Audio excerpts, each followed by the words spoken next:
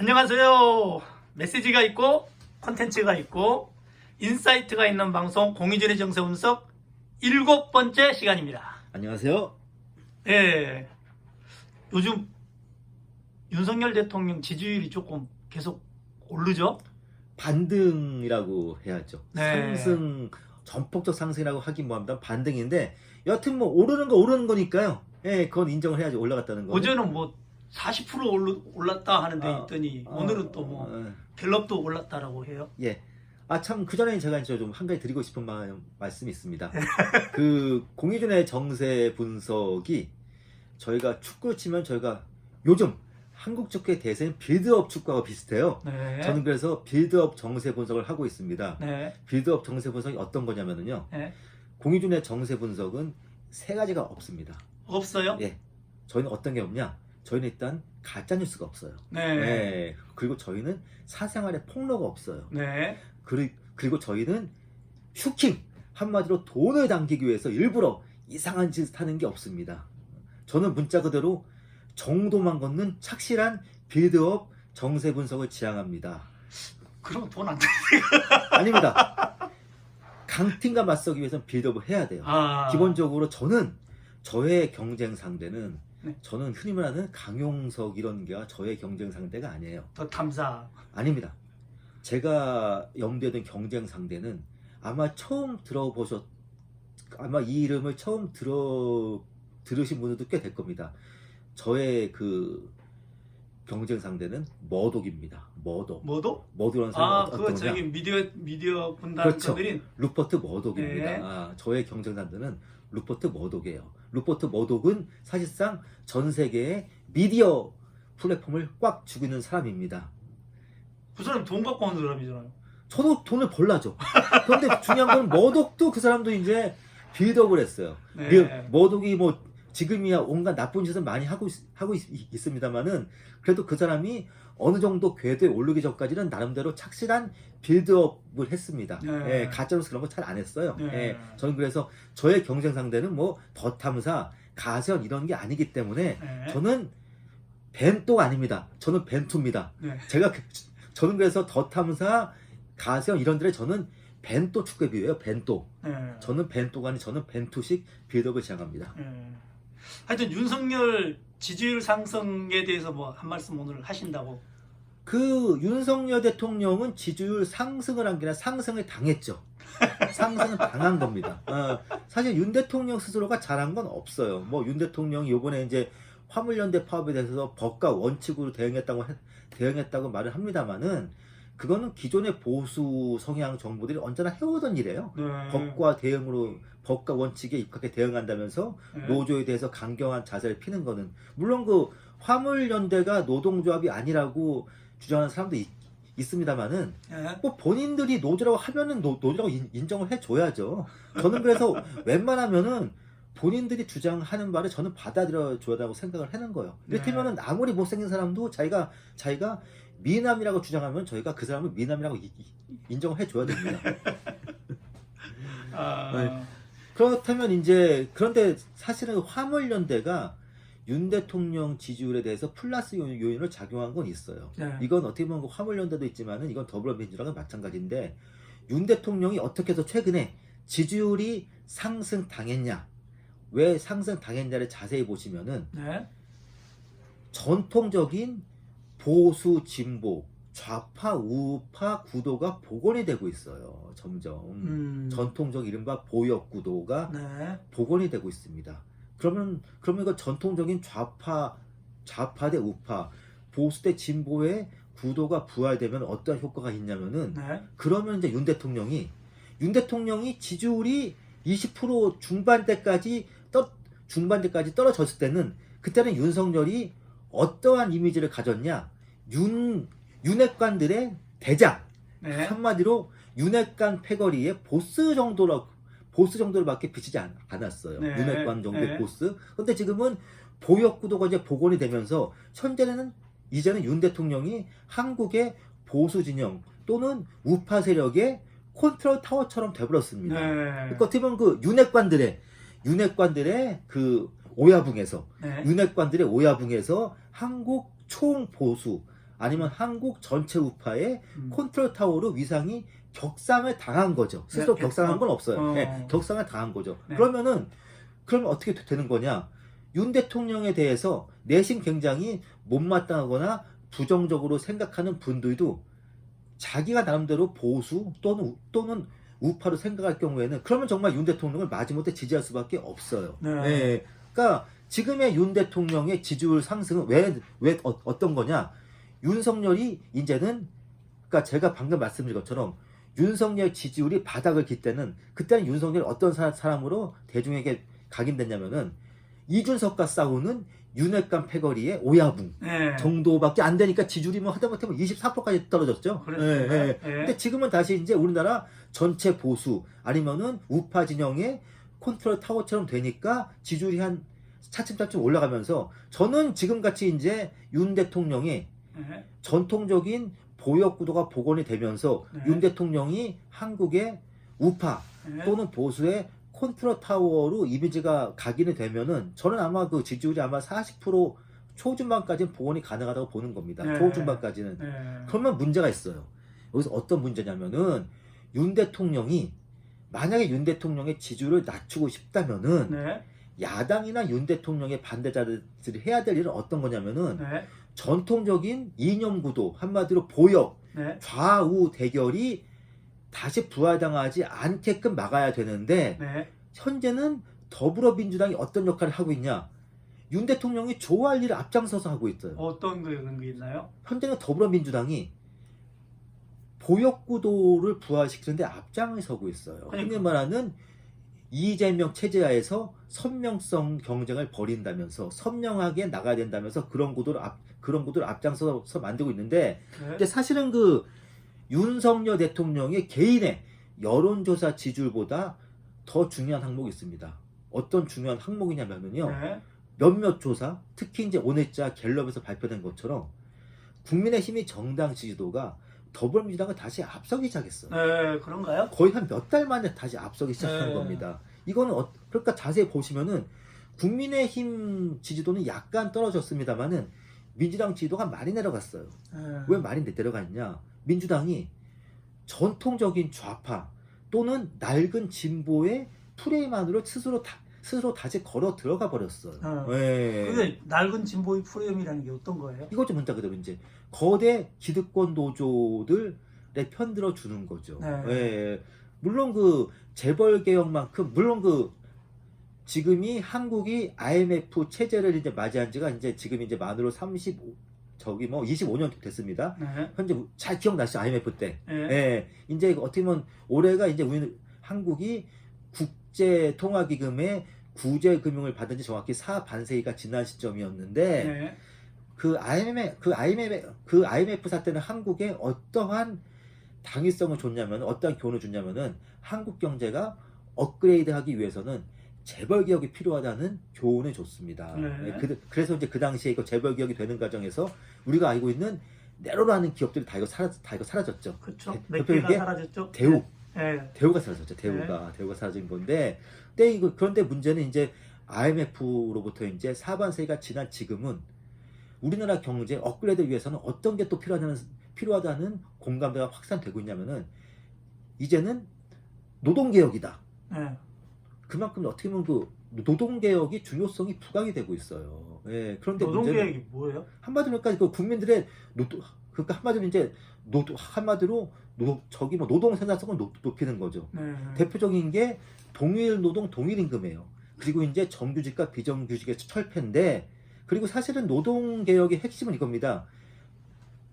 정규직과 비정규직의 차별 철폐인데 문제는 뭐냐면은 정규직과 비정규직의 차별 철폐는 자세히 보시면은 물론 그 비정규직의 대우를 좋게 해주는 것도 있습니다만은 그 비정규직의 희생위에서 정규직 노동자들이 누리고 있는 과도한 프리미엄을 제거하는 것도 있어요. 그렇죠. 예, 그리고 사실은 정규직 노동자의 핵심은 어떤 거냐면은요, 대기업과 공공부문이에요. 그렇죠. 그리고 사실은 대기업과 공공부문 연봉이 장난이 아닙니다. 예, 연봉이 장난이 아닌데, 근데 문제는 과연 그 대기업들 그리고 공공부문 노동자들이 과연 자기들이 받는 만큼 일을 하고 있느냐에 대해서 굉장히 좀 회의적이에요.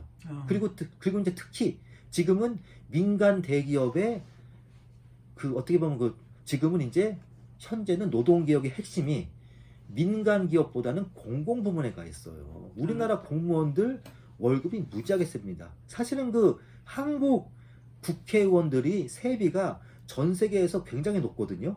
보통 우리나라 국회의원들은 아마 그 국가 평균 임금의 5배에 가까운 세비를 정치인들이 가져간다는 한국밖에 없습니다. 그런데 문제는 뭐냐면은 우리나라 그 국회의원들의 세비 인상을 자세히 보시면 그거는 공공부문의 초개선의 연장선상에서 이루어졌어요. 네. 예, 그러니까 한마디로 공무원들 월급이 올라가는 과정에서 국회의원 월급도 자연스럽게 올라가 버린 거예요. 네. 예, 그러니까 그러다 보니까 사실은 그 많은 국민들이 국회의원 특권, 철폐 이런 말씀을 많이 하는데 국회의원 특권 철폐와 공공부문의 개혁은 동전의 양면입니다. 네. 분리할 수가 없어요. 네. 그러니까 그러다 보니까 이제 현재 그 공공부문과 노동개혁을 방해하고 있는 게 공무원과 거대 노조인데 더불어민주당은 원래 그 더불어민주당의 모태는 이제 네. 민주당인데 특히 이제 김대중 대통령의 민주당인데 김대중의 민주당은 잘 기억하실 겁니다. 네. 어떤 정당을 표방했냐면은 서민과 중산층의 정당을 표방했어요. 네. 그런데 지금의 더불어민주당은 어떤 정당이냐면은 이른바 그 공무원과 민노총의 정당이 돼버렸어요. 하는 사이. 네.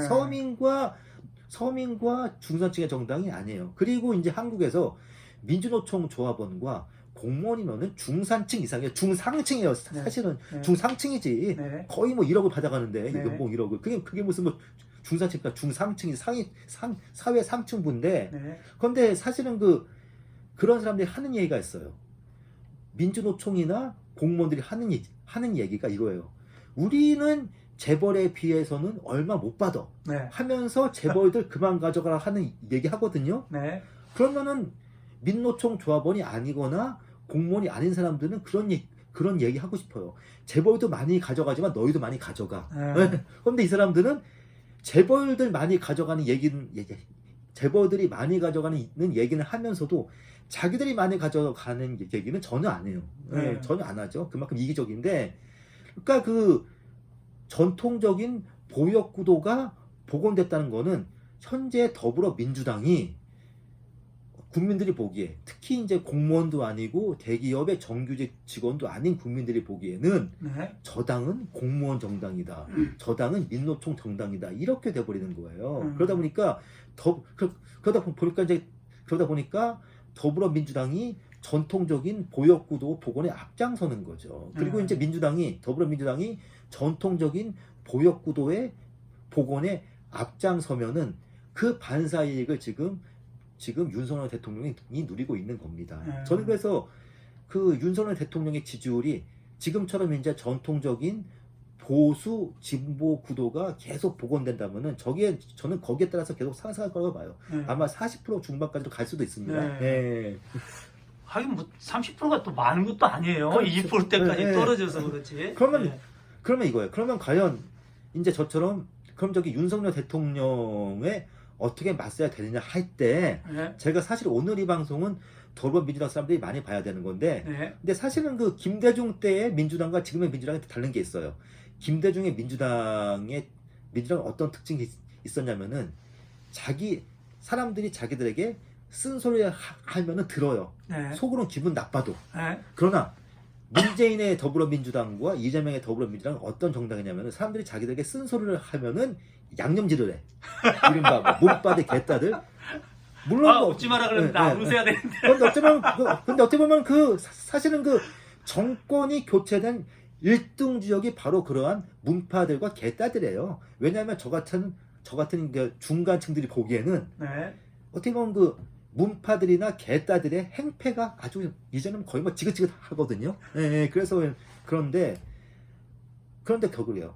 더불어민주당이 윤석열 대통령의 지지율 상승세를 막으려면은 어떤 일을 해야 되냐면은 전통적인 보역 구도로 전국의 구도가 바뀌는 걸 차단해야 돼요. 그런데 더불어민주당 안에 아주 복잡한 메커니즘이 있습니다. 사실은 아마 저기 이재명 대표도 그런 생각을 할 거예요. 전통적인 보역구도가 복원이 되면은 나에게 이로울 것이 없다. 내 생각을 아마 이재명 대표가 하고 있을 겁니다. 그러나 이재명 대표가 전통적인 보역구도의 복원을 막기 위해서 이를테면 이제 연말에 민주당이 요즘에 사람들한테 저기 뭐 욕을 무지하게 먹고 있습니다. 왜 먹고 있냐? 세금 때문에. 네. 그런데 만약에 이재명 대표가 감세 네. 나 뭐 종부세 완화나 뭐 재산세 인하 같은 얘기를 하면은 네. 가장 먼저 어떤 사람이 들고 일어나냐? 당내의 문파들이 들고 일어나요. 왜요? 그 사람들은 이재명으로부터 당권을 되찾아 와야 되기 때문에 네. 사실은 그 문재인 대통령을 정점으로 한 문파들의 특징이 있습니다.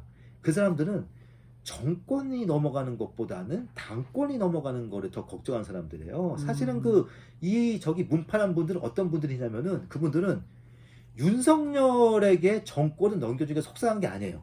그분들이 진짜 속상한 거는 이재명에게 당권을 넘겨준 게 속상한 사람들이에요.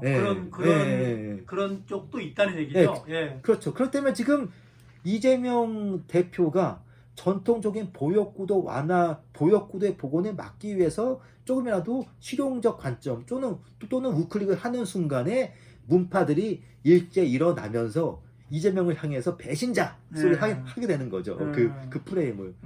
그리고 무엇보다도 이제 이재명 대표는 정동영계 출신입니다. 네. 정동영계 출신인데 과거에 정동영 의장이 한때 잘 나갈 때 네. 열린우리당이 있었잖아요. 네. 열린우리당 국회의원 150명 중에서 70명이 정동영 계였던 적도 있어요. 잘 나갈 때. 그러나 결국은 정동영 장관이 결국 이제 열린우리당의 주도권을 빼앗겼는데 그 당시 빼앗긴 이유 중에 하나가 이른바 우클릭이라는 분석을 하고 있는 사람들이 꽤 돼요. 민주당 내에서는 우클릭이다. 그렇기 때문에 저기 이재명 입장에서는 나도 우클릭했다가 정동영처럼 당내 헤게모니를 뺏기는 게 아닌가 하는 두려움이 있어요. 무엇보다도 이제 정동영의 몰락 과정을 옆에서 가장 가까이서 바라본 사람이 이재명이거든요. 그러다 보니까 이재명 대표 입장에서는 현재 윤 대통령이 전통적 보역구도가 복원되면서 지지율 상승되는 광경은 현재는 그냥 수수방관할 수밖에 없어요.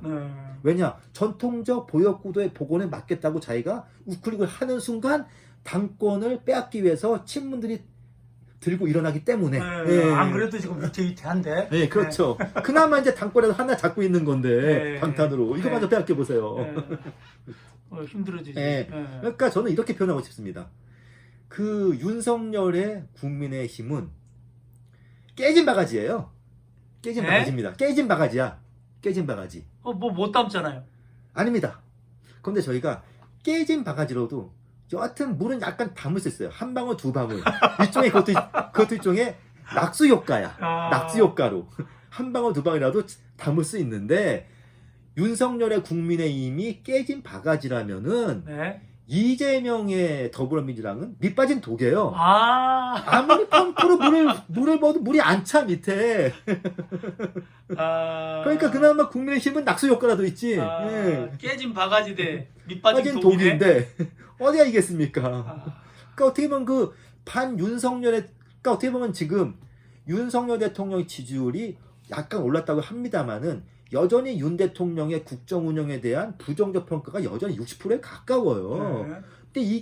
그런데 이 반윤석열에 대한 반윤석열 정서나 여론이 더불어민주당은 오질 않아. 왜냐?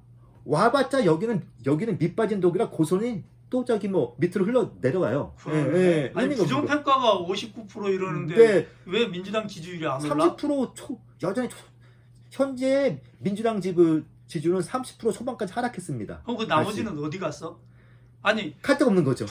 부정평가가 거의 60% 정도인데 그 민주당 지지율이 30%면 그 나머지가 어디 간 거야? 사실은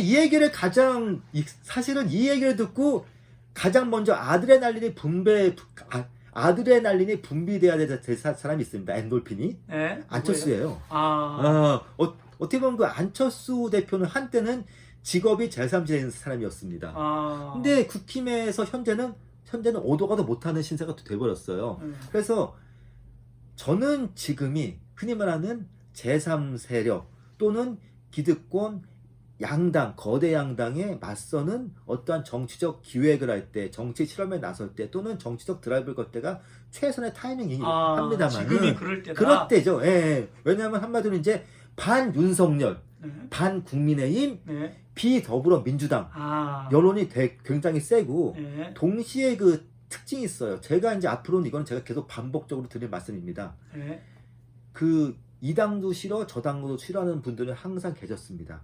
그런데 그런 분들이 마지막에서는 울며 겨자 먹기로 국민의힘이나 더불어민주당을 찍을 수밖에 없었어요. 그렇죠. 사표 심리. 네. 특히 그런 분들 중에서 나이 드신 분들이 굉장히 많아요. 네. 왜냐하면 특히 나이 드신 분들은 굉장히 그래도 뭐 사람은 줄을 잘 서서 하는 그런 게 있잖아요. 네. 하지만은 지금 젊은 세대는 안 그러더라고요. 네. 젊은 세대는 어떤 거냐? 뭐 사표돼도 괜찮아. 한마디로 뭐 흔히 말하는 꺾이지 않는 마음으로 내 뭐 소식고 투표한다는 소신 투표가 있어요. 꺾이지 네. 않는 마음으로. 그렇기 때문에 지금은 사표에 대한 두려움이 어느 때보다 적은 시점입니다. 네. 예. 그렇기 때문에 현재는 그 반윤석열 비더불어민주당 하는 정치 기획에 나서기 굉장히 좋은 타이밍이죠. 네. 예. 그러니까 오늘 결론은 그 윤석열 지지율이 오른 이유가 윤석열이 잘해서라기보다는 민주당이 제 역할을 못하고 있었다. 뭐 이렇게 그리고 되는 무엇보다 건가요? 그리고 저기 뭐 무엇보다도 더불어민주당이 현재 당내의 역학관계, 네. 당내의 친명, 네. 친문이 서로 간에 당권 싸움에 들어가는 상황이다 보니까 네. 전통적인 보수 대 진보 구도가 부활되는 걸 막기 위한 행동을 할 수가 없어요. 할 수가 네, 없다. 왜냐하면은 사실은 그 윤석열 대통령의 지지율을 깎으려면은 어떤 일을 해야 되냐면은 이준석 대표가 한 일이 맞아요. 이준석 대표가 어떤 일을 했냐면은 윤 대통령을 보수의 수장 또는 우파의 컨트롤 타워에서 윤핵관들의 그냥 오야복으로 딱 격화시켜버린 거야. 네, 그러니까 어떻게 보면 그 윤 대통령을 윤핵관들의 오야붕으로 다시 격화시키려면은 사실은 격화도 아니죠. 어떻게 보면 그것도 일종의 제자리에 돌려주기인데 어떻게 보면 윤석열에게 윤핵관들의 오야붕이라는 제자리를 찾아주기 위해서는 그 어떻게 보면 그 반윤석열 세력의 선봉에 거대 노조나 공무원들이 서면 안 돼요. 네. 왜냐? 거대 노조나 공무원들도 기득권 세력인 겁니다. 그러니까 어떻게 보면 그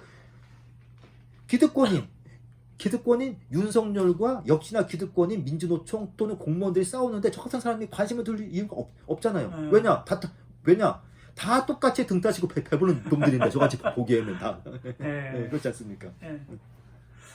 하여튼 민주당이 좀 선명한 어떤 그런 게 없는 것 같아요.